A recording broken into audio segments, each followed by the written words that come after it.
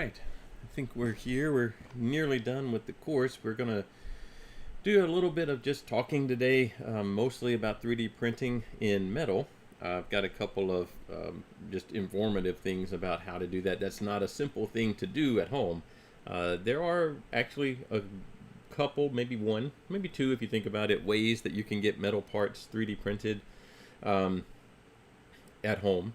But most of these are going to be out of the realm of what a home user is going to be able to do price-wise, just the cost of it. And there are some things you can do, and then it's good to know because there are more than one technologies out there for 3D printing in metal. Let's see, what do we have? We have this guy. He's back up and running. Remember last time we had to replace that fan over there. We did that. I think I didn't put the cover back together during the stream, but I put that on and printed this with it. So just a goldish silk. Now this one I did print. This printer is running Clipper, and it doesn't have the input shaping or the pressure advance or any of those things tuned in on it. It's just loaded up and started printing. But I did print at 700% speed. So the default speed was, I don't know, maybe, I don't actually know what it was. Let's see if I can find out real quick. I sliced it in Prusa slicer.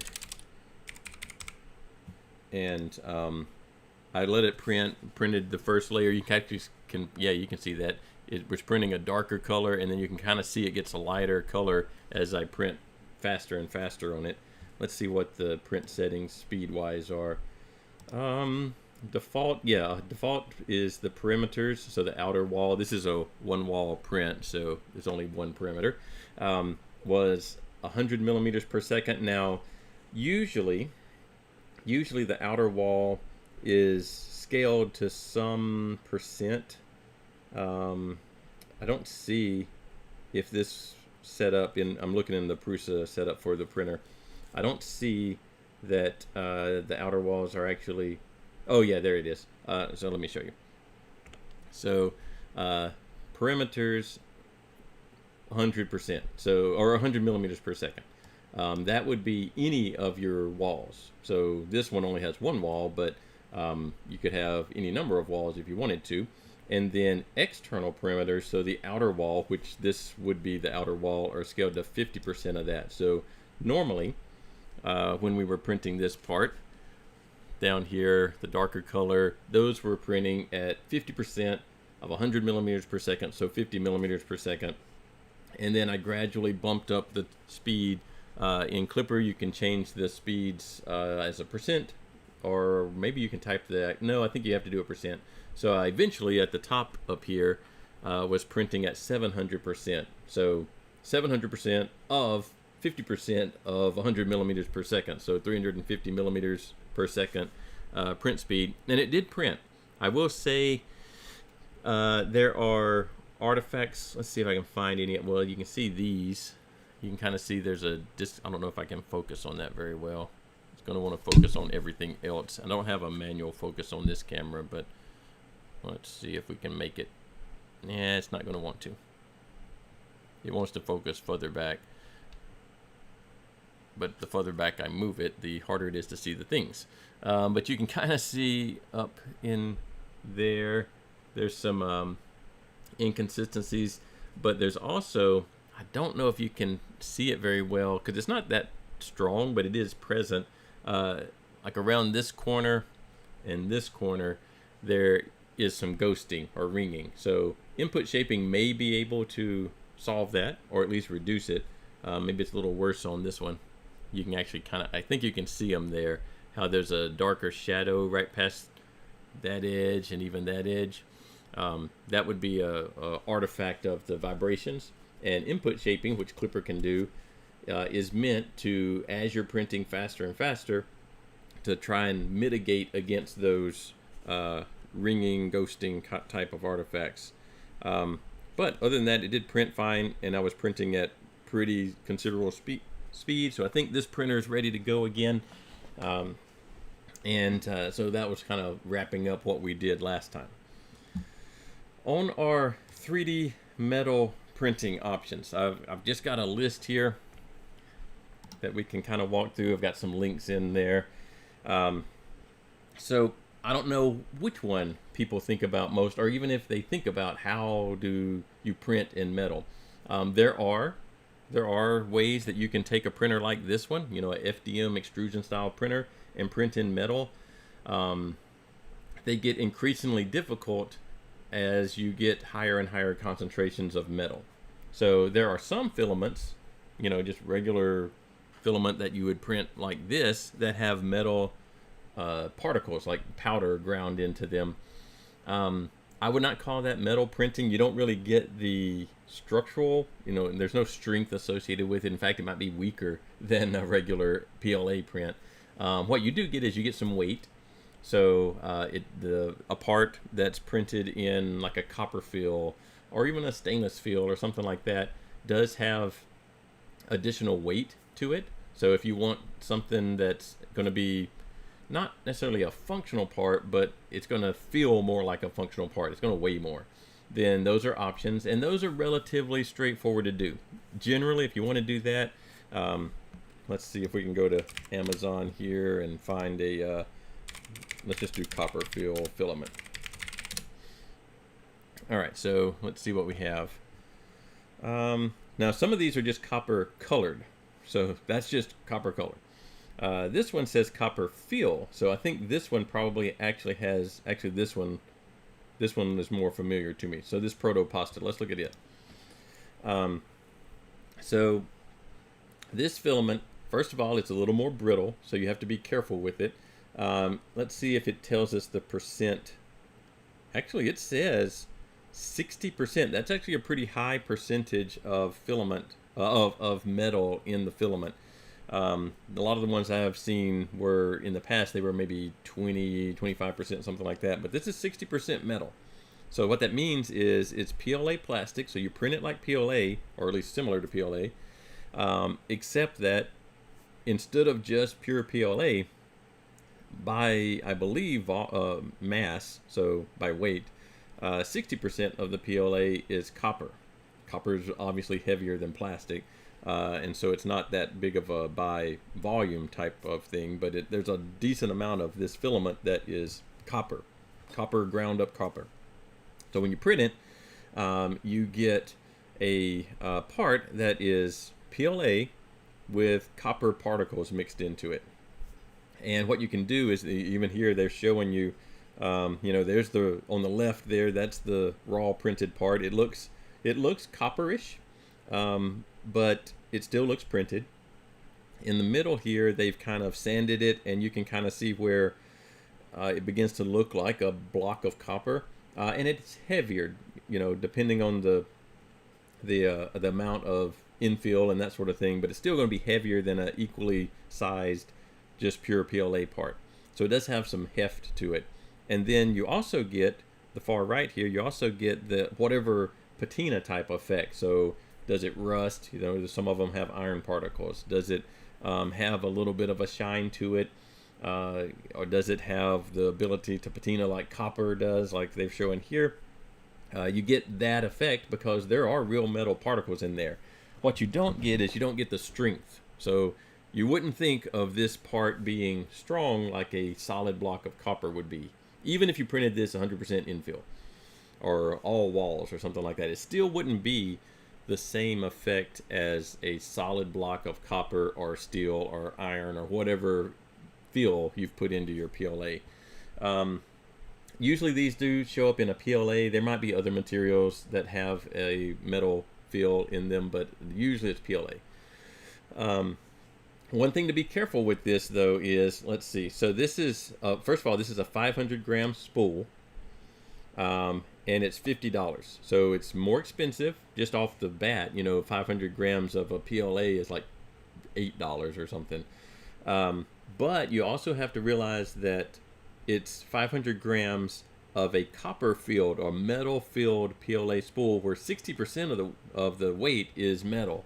So it's not nearly the same amount of filament lengthwise. So maybe on a, you can even kind of tell on the spool here, it's not a very full spool.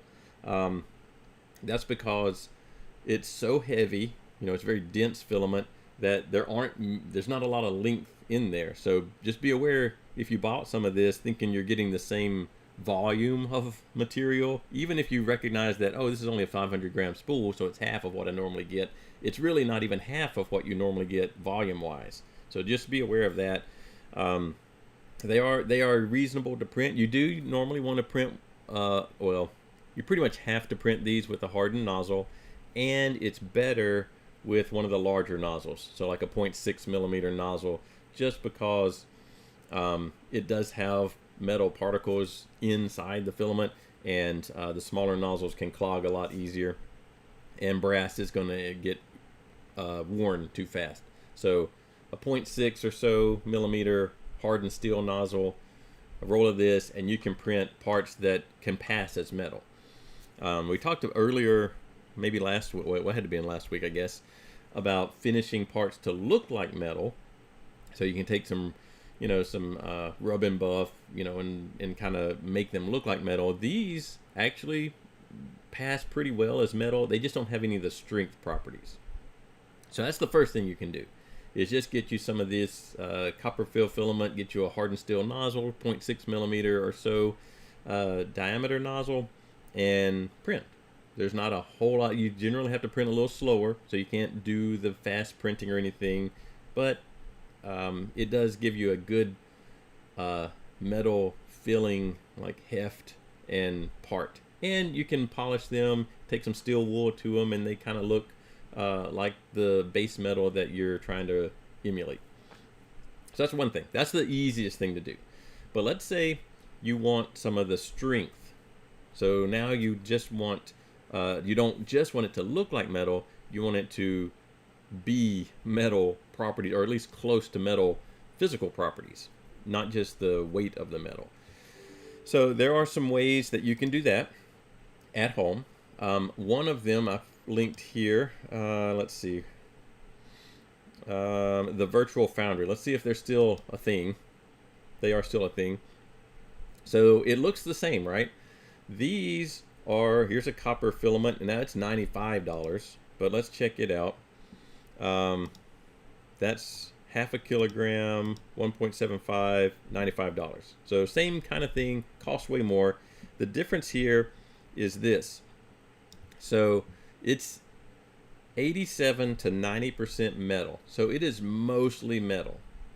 There's very little PLA holding it together. The PLA is the binder that's kind of just transporting the metal into the final place. So it says easy to print. I have tried to print this stuff, and I have gotten it to print, but it's not, I wouldn't call it easy to print. But it is printable. Same kind of thing, 0.6 millimeter hardened steel nozzle. This filler warmer thing is basically, this stuff being mostly metal is super brittle if you try to flex it at all. So the filler warmer kind of is a little tube heater that the filament passes through on its way to the printer to kind of get it a little flexible as it goes into the printer, so it's less likely to break. So what you do with this when you're done with it is you sinter it. So here's some instructions for sintering it. So you would have to have access to do this and get the metal properties out of it. You'd have to have access to some kind of furnace or kiln or some way to sinter the part. What that is going to do is it's going to remove most of that binder, most of the PLA, and leave you with just your metal, and it's going to it's going to sinter the metal particles together, fuse them together with high heat. In fact, let's see, 900 degrees Fahrenheit, got to hold it there for 4 hours, and looks like then you ramp that back down to do the so that's kind of like the debinding part where you're getting rid of the PLA. And then here's the sintering part, 200 Fahrenheit per hour. Ramp the furnace at a rate of that, up to, depending on the material, 2000 Fahrenheit or so, depending on what material you're trying to sinter, because the sintering part is where the metal particles melt and bind to the adjacent metal particles. So you do have to have that. So assuming you have a furnace that can do that, and they're not crazy expensive, these little furnaces, where's Amazon? Let's see if we can find a desktop furnace. These little guys, you know, 280 or so that can do that. This one gets up to 2000 Fahrenheit, which is right at the lower limit for some of these materials and around the upper limit for some. So it is reasonable to think you might could end up with one of these at home if you really needed to do this process. They do sell furnaces on here also, I believe. If I went to their, let's see, maybe in the finishing part. Well, no, that's a tumbler, not that kind of finishing. Let's see. Well, you'd have to end up with the furnace of some sort to actually do your sintering. So the process here would be you print your part. You actually have to print it larger than what your final dimensions need to be by about 130 something percent, because when you burn out the PLA binder, it's going to shrink down about, you know, whatever percent, 60%, whatever, 30%, and then you're going to have to sinter that shrunk down part, which might shrink it a little bit more, but it's really going to melt all the metal together, and you'll end up with a pretty solid metal piece.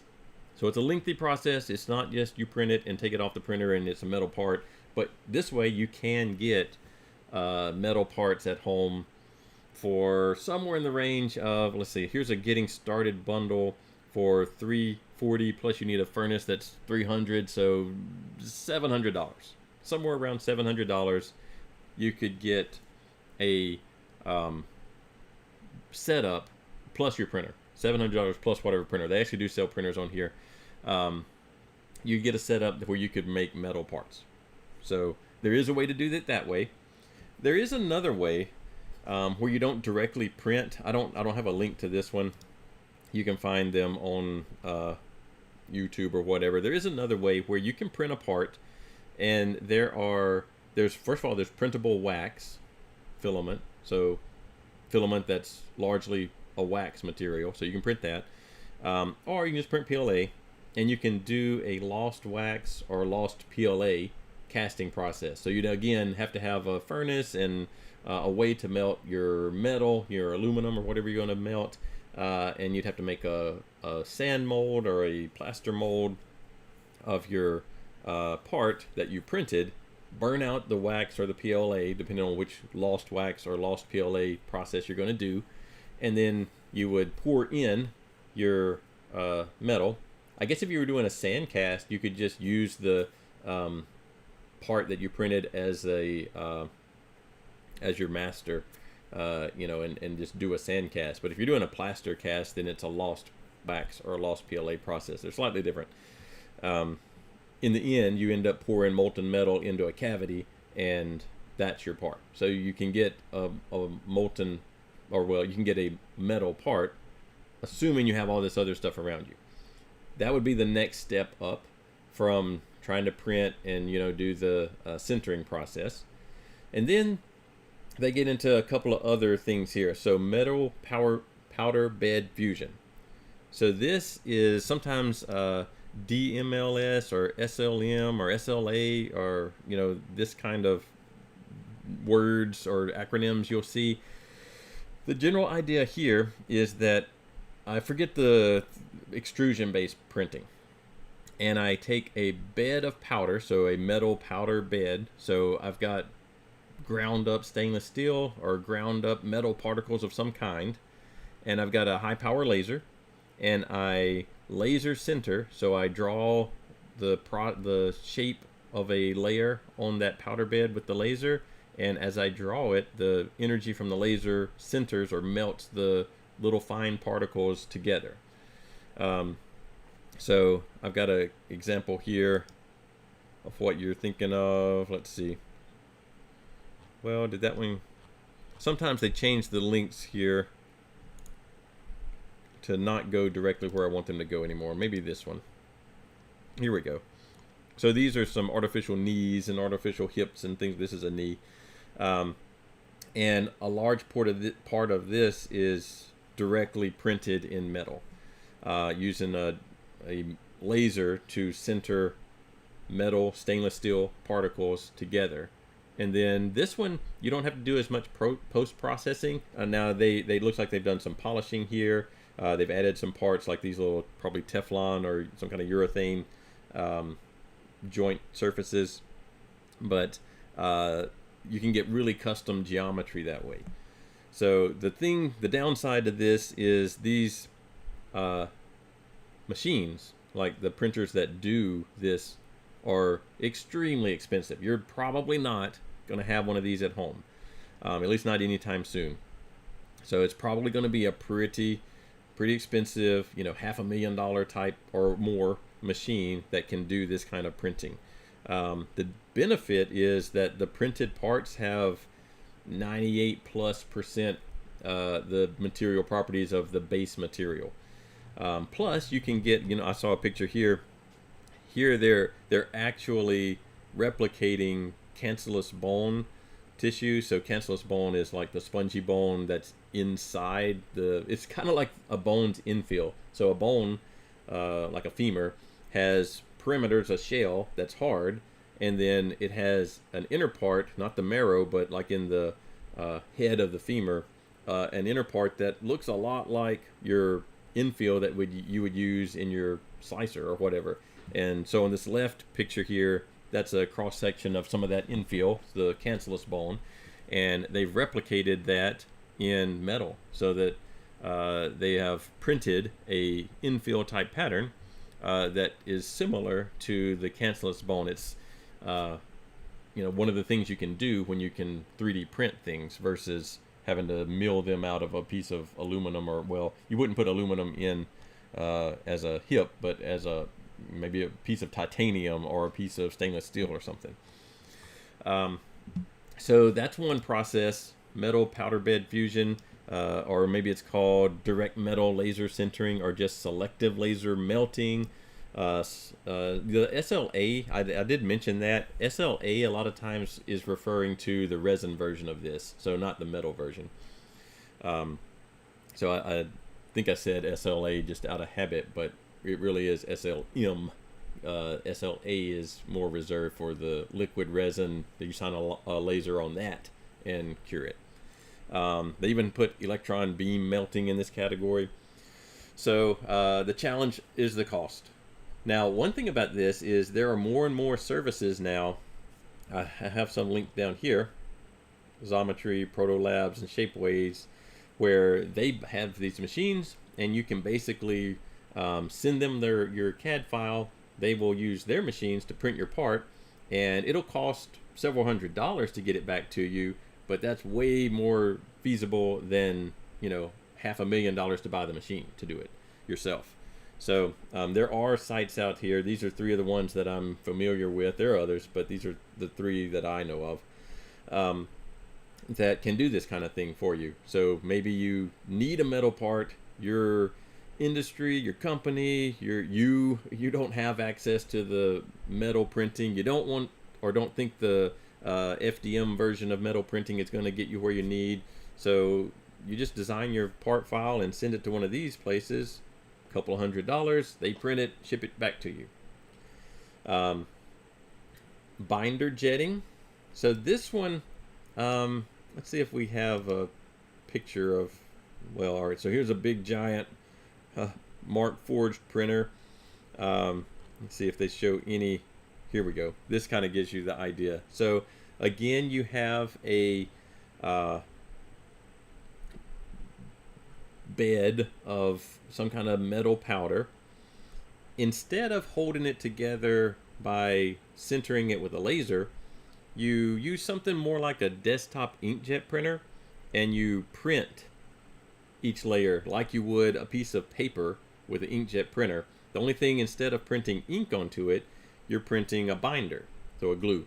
And so wherever you print that binder, it holds together temporarily, you know, long enough, like right here, they're kind of excavating these parts that they've printed, and they're not fully metal. They're green parts at this part, but they're held together with this glue that you printed them together with, and then you go to a sintering process. So it's a lot like the FDM, extrusion based print and sinter process, except this is a bind and sinter.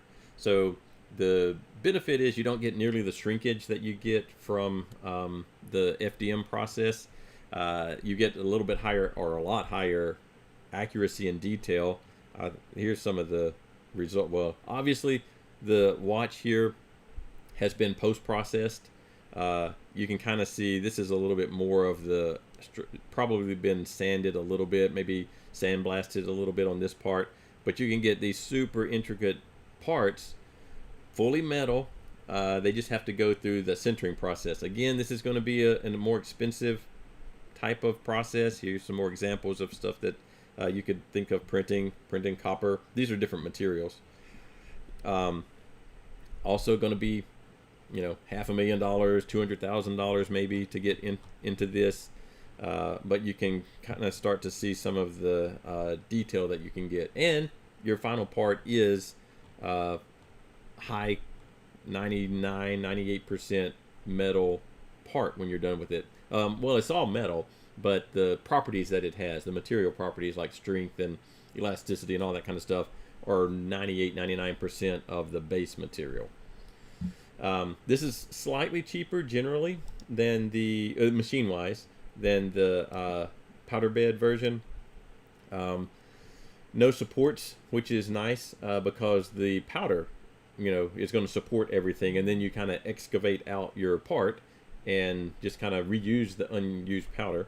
Very good dimensional accuracy. There's not much waste on it because there's no support to remove. You do have to post-process because your part that you take out of your excavation there is still a green part. It still has to be sintered, and there is some amount, because you have to remove that binder, there's some amount of shrinkage. I just don't think it's the 30+% that the FDM version uses. It's 2% or 5%, something like that. So that's another way. Again, these type of companies have this as an option on ways that you can print your parts if you don't want to buy your own binder jet printer. Direct energy deposition.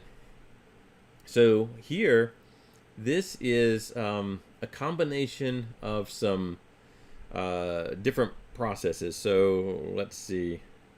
I don't know if this one's going to go and give us any. So this is a simulation. This is not a real print right here. This is kind of a simulation of what this printer does. But let's see if we can get an idea from it what they're doing here.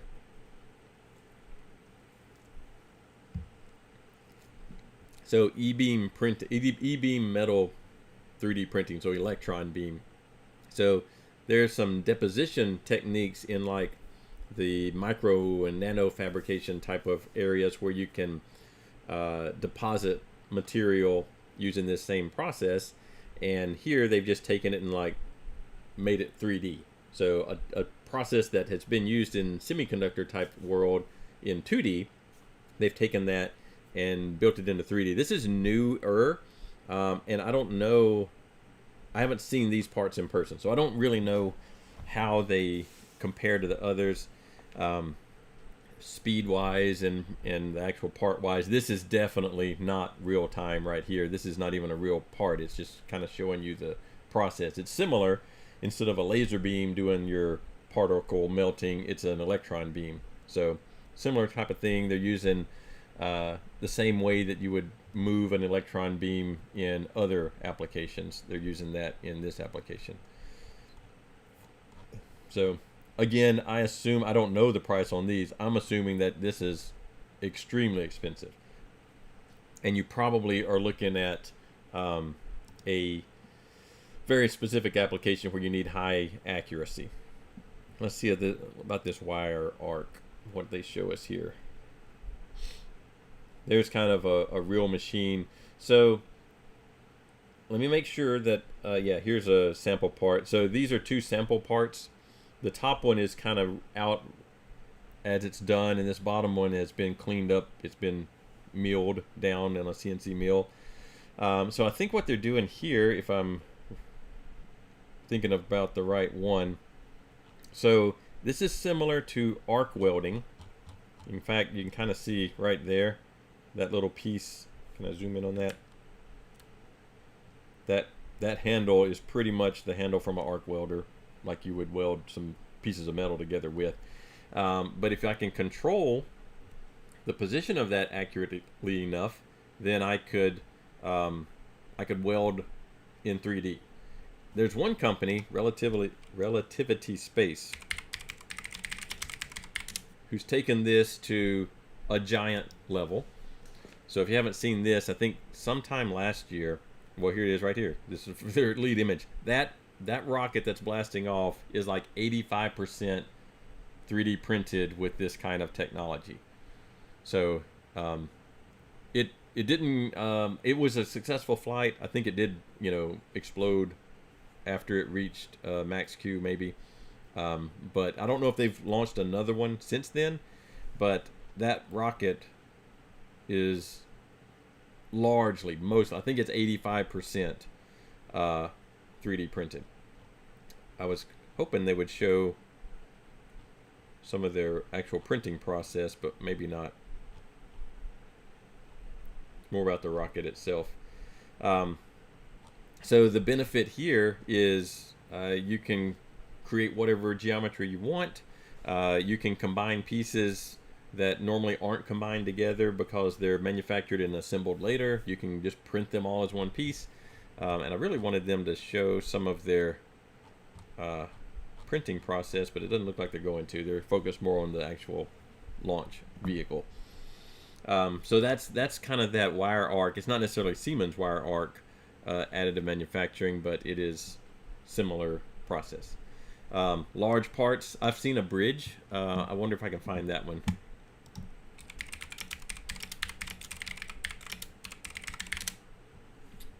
Yeah. So here's a bridge. This is an actual thing. So this isn't a render or something like that. This is an actual bridge, 3D printed. There was another one that was printed in place, and the machine that printed it kind of just traveled along the bridge, printing out the next section that it's going to travel to. Here's kind of a close-up of some of the surface finish that let's see. It was covered up. There's some of the surface finish. So it's kind of rough, as you can imagine.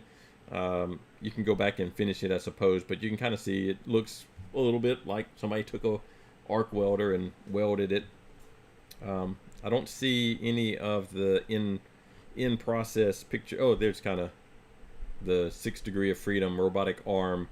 On the end of the arm is the arc welder, and it's traveling around at the right rates and speeds and controlling the feed and everything to print these large objects, all out of metal. Again, generally low waste on these things because you don't have to print support. It prints it right where it goes. So it's another option. We already talked about the material extrusion. That's what we led with. I'll show you. We looked at the virtual foundry, but here's a studio level. So still not home level. This is $120,000 or so. But you can kind of see there's the green part that's printed, and then wait, we're zoomed way in, aren't we? That's why. So let's zoom out a little bit. She's taking these to the sintering, wherever they do their sintering, and they'll be sintered. So this is like the virtual foundry, but it's a machine and setup more on the industrial scale. I still don't know that you would manufacture with this. You get final level prototypes. Manufacturing may not make sense in here unless you have a very unique part that other manufacturing techniques, CNC and lathe operations and those sort of things aren't suited for. So your geometry just can't be made those ways. You do have to use support. You can kind of see there's kind of the sintering process, and then you break away the support, and you've got a part that is largely metal. Actually, maybe that's the debinding process. I'm not sure. There's kind of the support removal and your final part, which can be treated like metal at that point. So if you have mounting surfaces, they can be machined or whatever. Here they're just showing it has high torque carrying capacity. Here's a kind of close-up of the surface finish. There's some grain structure. You can use infill patterns if you want to, so you can lightweight a part that way. This is a FDM style printer. It's just specialized for this job versus trying to hack your Ender 3 into doing something like this for you. But it's the same process, same idea. FDM printing, a filament PLA that has a really high metal concentration in it, and then you sinter it to a solid metal part. Here's just some examples of things that they printed. Some of them they finished. Obviously, they don't come out of the printer with this shiny metal surface finish. They do need some post-processing, but they can be post-processed just like any other metal could. This one, ultrasonic sheet lamination. So let me make sure that this company's still running. Fabrication. What they do, are they going to have a picture? Here it is. Well, that's kind of a machining thing. What they do is they take sheets of metal, like a roll of metal, and there it is right there. There's the strip of metal right there. And they lay this metal down on top of another piece of metal and ultrasonically weld them together. And you can lay different layers of conductive or non-conductive. Actually, maybe they're all metal. Maybe you can't do anything non-conductive, but you can do layers of copper and aluminum and stainless or whatever, and create a metal part when you're done that you probably have to machine. So they do show, like here, they're machining some letters into this stack of metal pieces. There's kind of some examples of the parts that you've done. I've never seen these in person. What they do give you is some unique capabilities that the other things don't really give you. You can mix metals together. You can embed sensors as you're printing. Some of the other processes you could probably do that as well, but I have not seen one of these in person. This is the only company I know of that does this particular thing, Fabrication. I don't think, as far as I know, that there's a place where you can upload a part and get it printed in this way or not. At some point, assuming this technology does work and is viable, then there probably will be some places that do that. As far as I know, that doesn't happen yet. But it's relatively new, a couple of years old. I've seen this company doing this thing. There's actually, it's based on the idea, one of the early 3D printing years ago, like maybe, wow, 15, 20 years ago or something, maybe longer than that, somewhere in that time frame, before the FDM printing was really consumer ready. It was more industrial still. There was a company that printed literal paper, like with the inkjet printer, and cut out the trace, like on a Cricut or a Silhouette machine, something like that, that would cut with a razor blade the perimeter, and you would stack up these sheets of paper and create a 3D object. So the benefit was that as you're printing it, you could print full color like you could on an inkjet printer, and then you could get a pretty decent trace, so relatively accurate. The downside was that it was stacks of paper that had to be glued together and you know, like super glued or whatever together. I don't remember what adhesive they used. And you had to cut your part out. I wonder if you can even still find this thing. I don't remember what it was called. So from 2016, here's a video of it. 3D printer builds full color paper models. So I don't think it still exists anymore. But there's some of the videos of it, at least in 2016. That's more recent than I thought. Here's kind of a, you know, a rough version of it here in the middle. Here's kind of what you would get. You would get a stack of paper that you had to go peel away all of the unprinted paper, and your part was inside there. So it was full color. They looked great, but they were still paper. And I just don't think it still exists anymore. Maybe it does, but I don't think it does. So that's not metal at all. It just reminded me of it because of that's similar to what the ultrasonic sheet laminators are doing. All right, so let's look at one of these Xometry, just so you can see. I think if you go into here, so selective laser sintering, and then metal 3D printing service. So you could upload a, you know, whatever kind of file you have here, and let's see, you can do direct metal laser sintering, and there's the binder jet version.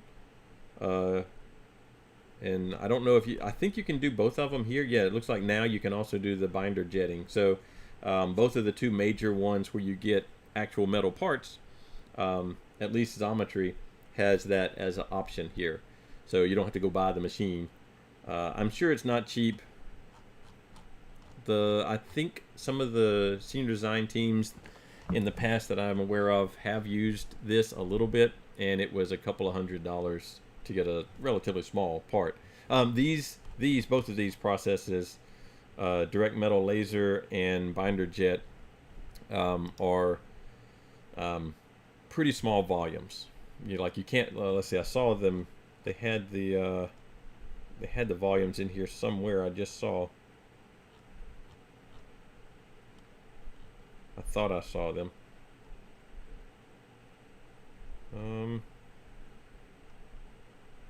Maybe I didn't see them. I just thought I saw the max build volume, but it's relatively small. Like probably small. Actually, a good bit smaller than like an Ender 3 printer. Oh well, you have to download the guide, and it'll kind of give you all that details. But there are a variety of ways that you can get metal parts, either directly from a 3D printer or, you know, using a 3D printer to produce them on some of the casting methods. Some you can do at home. None of them are particularly cheap. You can't just go buy a roll of filament and print it and it's metal. You can buy, I don't know where it's at anymore, but you can buy the roll of copper, or there's a couple of different these. It's not just copper, but you can buy this and you can get a part that can pass as metal. It's just not going to have the material strength of metal. Compression wise, it might actually have. I haven't actually tested one of these as in a like a tensile test or a 3-point bend test. I suspect in compression it's probably a lot like concrete, where it's pretty good in compression, but not, you don't get any new benefits in tension, because this kind of stuff here you don't go and center. This is just, you print it and you can maybe polish it up, or you can patina it with there are plenty of chemical patina reactions for copper and different materials, iron, and you can get them to look a lot like the metal you're trying to copy. They're just not going to perform like the metal you're trying to copy. But this might be, if you're just interested in something where you want something that looks metal, and it feels kind of like metal. It'll feel a little bit cold. It'll feel, heavy for sure. This might be a way to do it. Here, all you need is the hardened 0.6 millimeter nozzle and your regular FDM printer, and you should be okay. All right. What we're going to do is, I think that's all we need to do today. I haven't, let's see, our printer's good. Oh, yeah, I have one little print that I ran across. I was trying to find something that was interesting. This is one thing I printed just for fun. I don't know how, well, this is 2022. That's probably when I printed it. It was sometime a couple of years ago, and it worked pretty well. This little guy right here, and it is a stomp rocket, so I don't know where that went, but it launches these little rockets pretty easily, and it's a fun print. It could count for one of your prints in your assignments.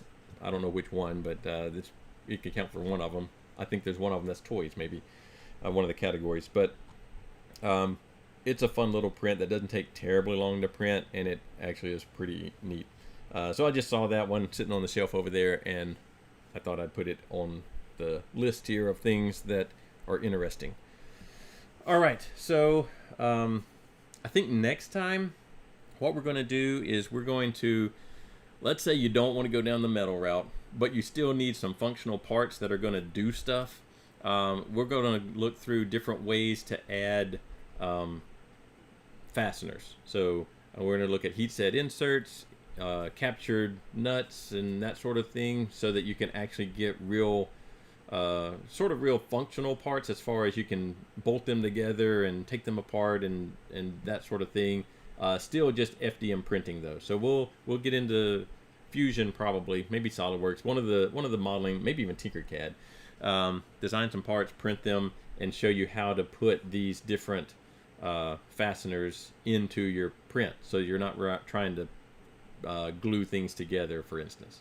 So I think that's what we'll do Wednesday. We're getting close to where we're just about done. Actually, today's Wednesday, isn't it? That's what we'll do Friday. I think maybe we've got 1 or 2 more classes, and then we're pretty much done, other than you need to turn stuff in. I'll start going through and grading, some of the, well, grading just means that I'm checking off that you did the thing, except for the technical report. Don't forget about that one. That one takes the most time, because you have to come up with a